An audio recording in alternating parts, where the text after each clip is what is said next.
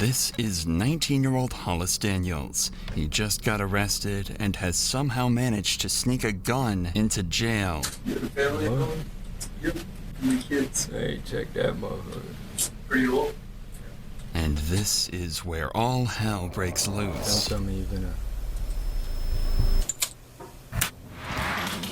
The moment this happens, the entire police station goes into lockdown as officers scramble to make sense of the situation. They have no idea who did this and how something like this can even happen.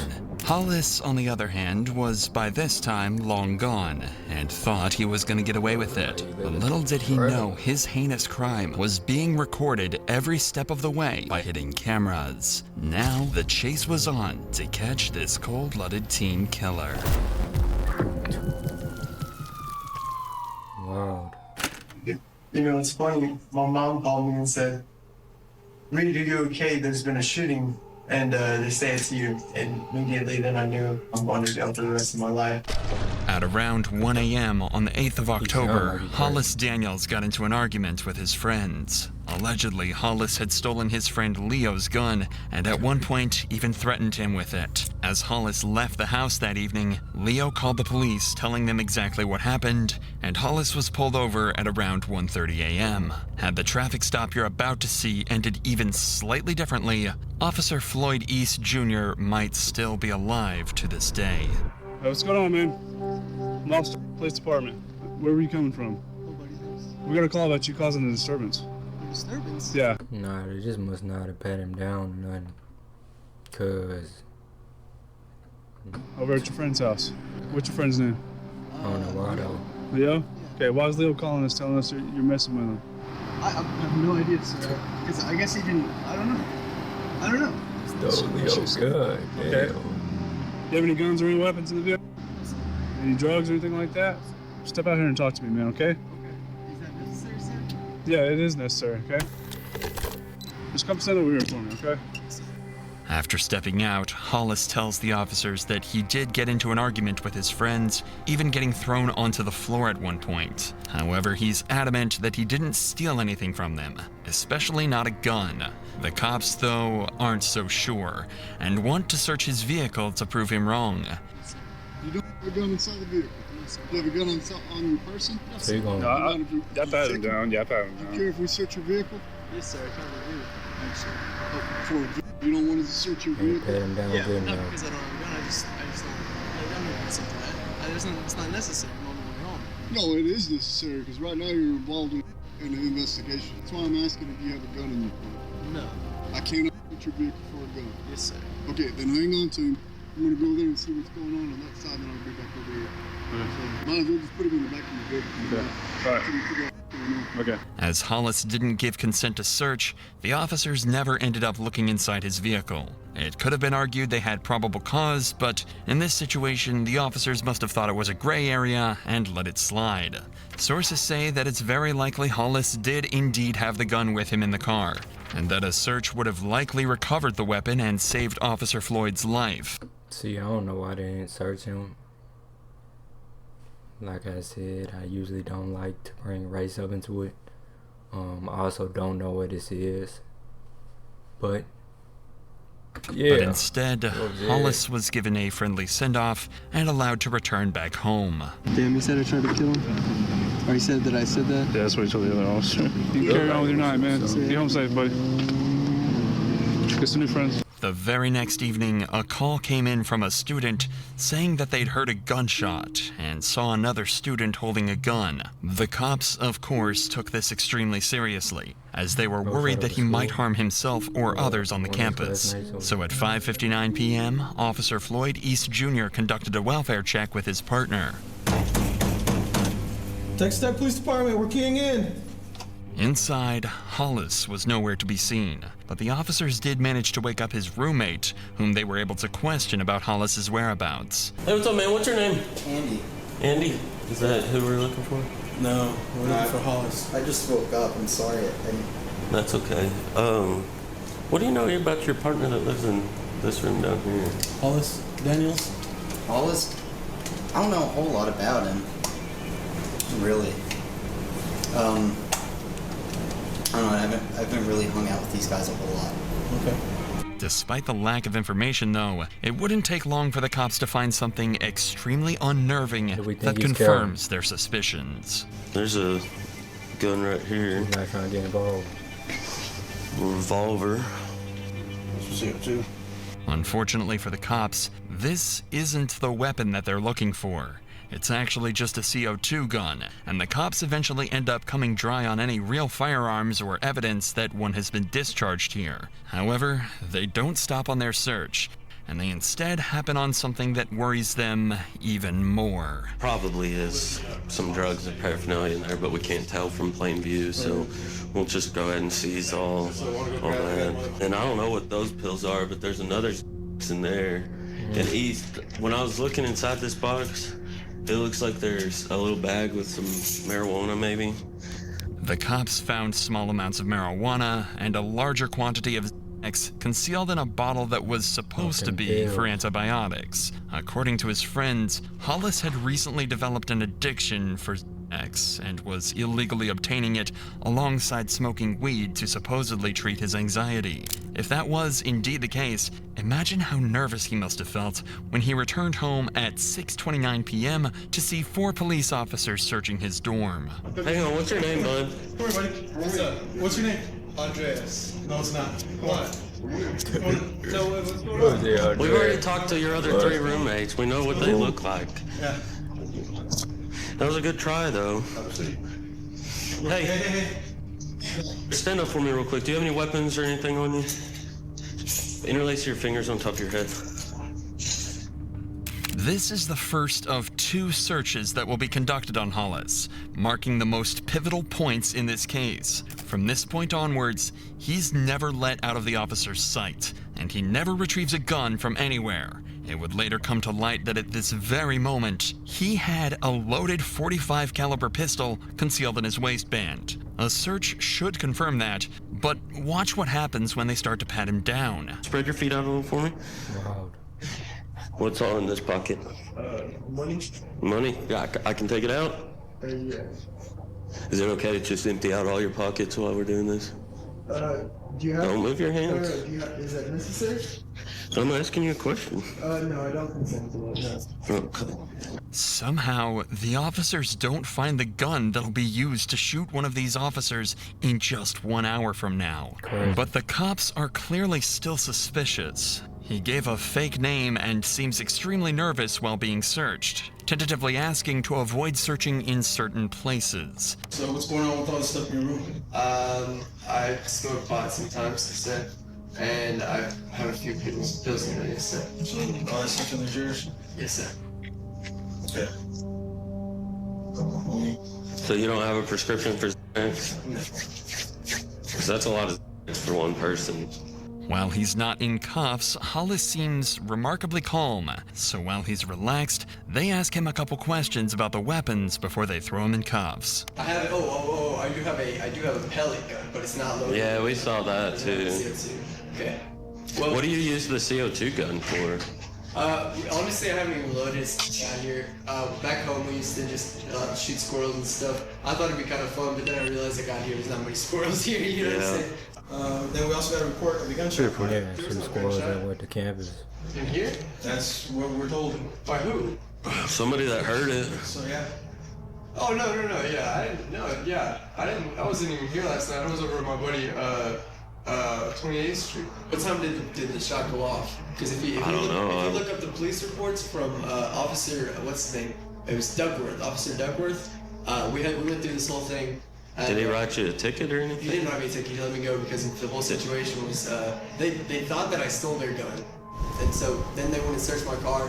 You can look and you can look at his what time he pulled me over, and I bet that whatever time the gunshot was reported won't actually, because that wasn't. When the cops checked the reports, it turned out he was telling the truth, and the body cam from last night's traffic stop backs this story up. At this point, the cops could start to connect the dots. A kid accused of stealing a gun is now being accused of shooting it at university. It could definitely be assumed that something's gone overlooked. Either way, Hollis has been found in possession of multiple illegal drugs, so the cops finally decide to arrest him. What's the bond and stuff, you know? I don't know. We'll have to. It all depends on the weight and how much of the pills there are to kind of determine the. The cops then start a second pat-down, one that Hollis remembers vividly. He says he felt the officer check just millimeters away from the weapon, but somehow never finding it. Hollis was then escorted from his dorm into a squad car, where Officer Floyd tragically missed another opportunity to... The whole point of the investigation was the fact that he had a gun. They patted him down twice though, and they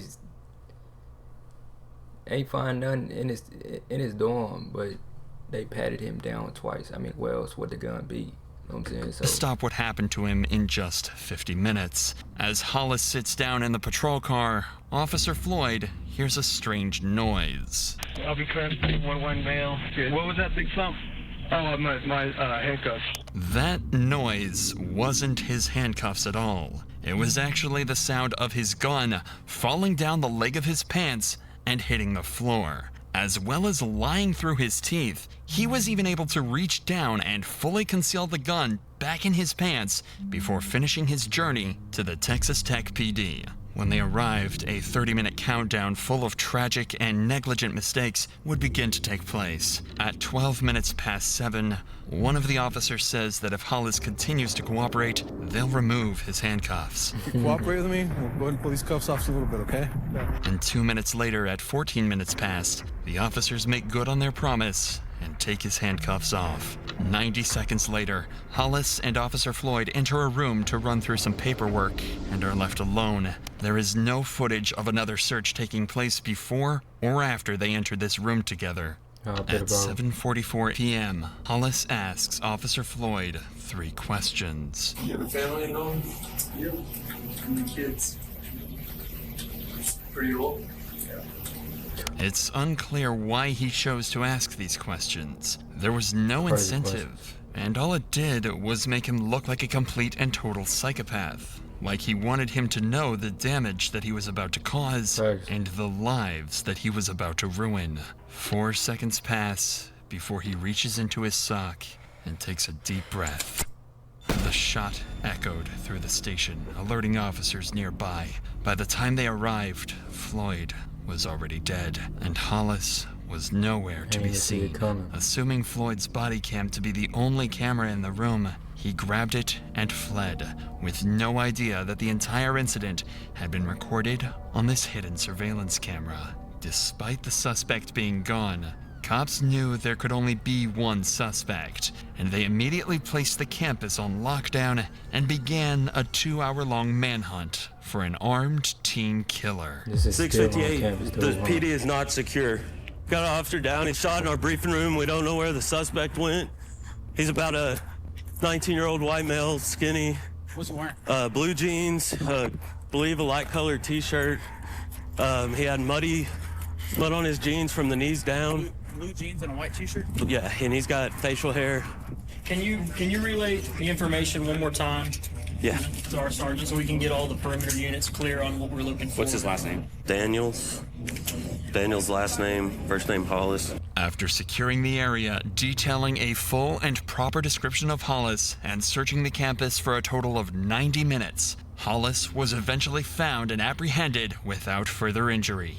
When he was finally caught, he said cold-bloodedly that he was, quote, the one that shot their friend. He was found carrying Floyd's body cam and a loaded .45 caliber pistol. At every turn, Hollis got as lucky as he possibly could have, while Floyd got the opposite. After being caught, Hollis also told the officers that he'd done something f***ed up and illogical, implying that he had some remorse for what happened. However, a phone call to his family recorded at 11:14 that night showed that the only thing he regretted was being caught. I'm getting on the phone with the criminal defense attorney.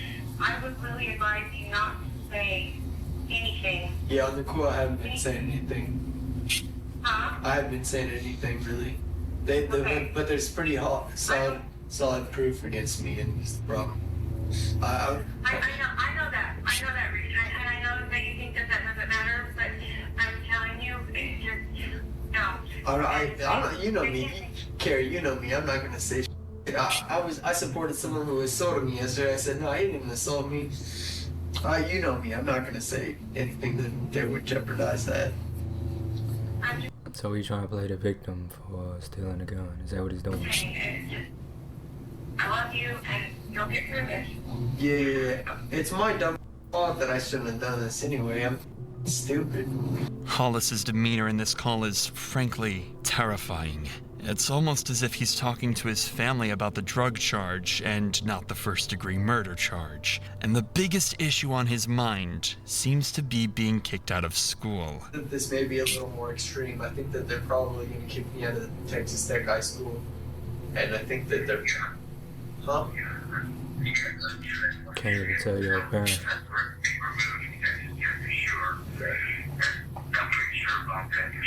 After this call, he was taken by police to an interrogation room, where it seems the reality of the situation finally hits him. Well, you guys know the whole story.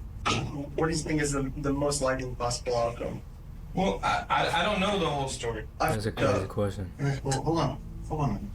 I'm just. I know it's just a bad situation. I got it. Like okay? he want them to. You know, it's funny. My mom called me and said, "Reed, are you okay? There's been a shooting, and they say it's you." And immediately then I knew, I'm going to jail for the rest of my life, dropping out of college. You know what? We got to figure this out first, okay? Yes, sir. Rightly, Hollis isn't even trying to defend himself. He knows he's done something horrifying and is going to pay the price for it. But the detectives are still plagued with the question of why on earth he did what he did. So they ask him to recount the moment where he took Floyd's life. So I got back to my dorm.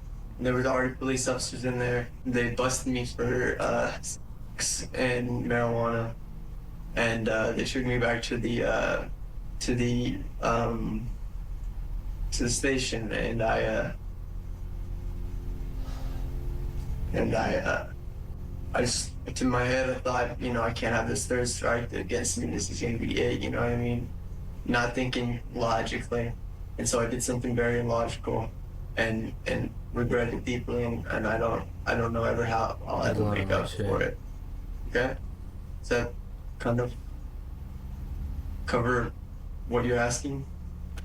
Hollis seems to be seeking approval from the detectives. It genuinely does seem as though he feels guilty for what he did, as he's putting himself down and asking the detective if what he said is enough. I was taken back to the police station, and something just clicked in my head, and I said, I can't do this. I can't go back like this. But then I made a worse decision to go back and do something that I thought I could.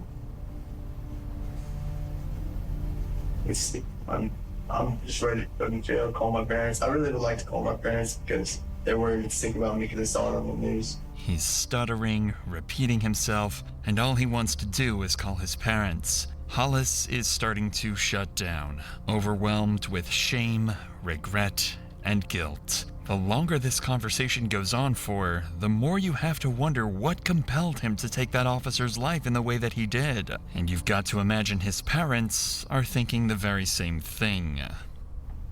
Oh, it's there. I mean, bro, in my head, this is what he was thinking. Like, he was gonna do something with the gun. Why would you even steal a gun in the first place? So he was gonna do something with it. The fact that they called him, I mean, they definitely would have seen it if he went through the whole process. And so, in his mind, it's like, this is the only opportunity you gonna get. You know what I'm saying? So it's like, he's gonna take that opportunity and do what he wanted to do in the first place, in my head. And then the fact that after the fact that what he said, he don't really care. Could have been off drugs Hey, Dad, too, it's me, meanwhile. Reed. So Reed, honey, Are you okay? I'm okay. I'm very safe. I'm with some very nice people right now, and I'm in trouble, and I messed up badly. Oh, Reed, honey, I love you so much. I don't even. We'll be there tonight around 11. I'm shaking all over. I can't drive right now. I can't drive right now, but I want to come see you. I want to come see you. What happened? I mean, why would you do something like that? You don't know? I do know it, and it doesn't make sense, and I'm sorry I brought this disrespect to my family. I'm sorry I brought this disrespect to my family again. God, I'm so sorry. I don't know what went wrong. Don't be sorry. It's not you. It's my fault. You did nothing wrong. I did. It's me. And I think they're gonna put me away for a little while, and there's nothing I can do about it. A little while, I'll forever. talk to you when I get there. I love you. Especially since it's a Yes, sir. I love you, Dad. 25 to life. Plus more because there's other stuff. I mean, look. That would be the responsible thing to do, is to give me jail time, and then maybe I can go for parole. But that's just gonna change. What are you Not trying to your be fault. the It's just gonna judge? change Or how I what? act. You trying to give you trying to sentence yourself? What I'm gonna do. All of that's up to the district attorney's office. Okay? And of course, the district attorney office is gonna give me 25 to life. So, Yeah. do you have anything else you want to say?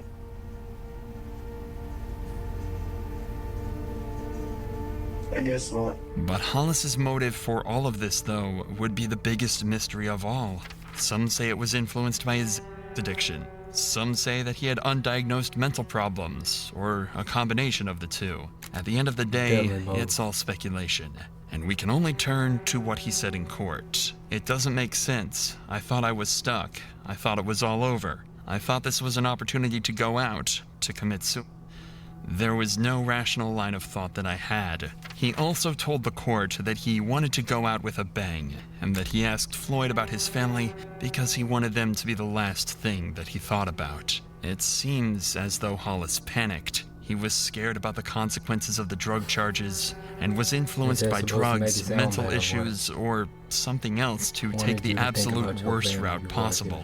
After dodging 3 separate searches and almost being caught multiple times, he might have even thought that this was meant to be. He turned a simple possession of narcotics charge into a first-degree murder charge. And now, he's facing the death sentence. When asked why the jury should spare him, he said, "I think it's totally fair to say life for life, but then on the other hand, I think about my family. And the truth is, I'm biased in my own favor. I don't want to die. Not anymore." After deliberating for 3 days, a jury eventually concluded that Hollis should serve life in prison without the possibility of parole.